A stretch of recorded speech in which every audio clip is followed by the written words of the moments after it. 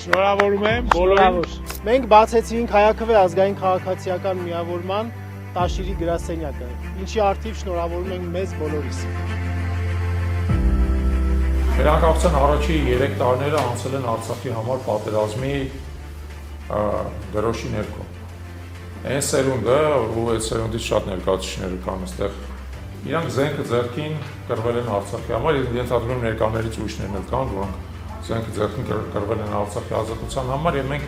կարողացանք այդ ժամանակ հսկայական համազգային ջանքով ազատագրել Արցախը, ազատագրել իր շրջակա տարածքները, ստեղծել այնտեղ երկրորդ հայկական պետությունը, արդյունքում 2010 թվականին Հայաստանում տեղի ունեցավ իշխանափոխություն, որը ի սկզբանե ուներ նպատակ Արցախը հանձնելու։ Այդ իշխանափոխությունը հենց դրա համար տեղի ունեցել, դրա մասին բարձրաձայն չէր խոսվում այն ժամանակ, հիմա բարձրաձայն խոսվում է, շուրջ չափով նույնիսկ անամոթաբար է խոսվում դրա մասին, ասում է նրա մասին, որ Արցախը ներվզից կախած թոք էր, որ Արցախը օգտագործվում էր նրա համար, որպեսզի Ռուսաստանը իր ազդեցությունը պահի տարածաշրջանում եւ այլն։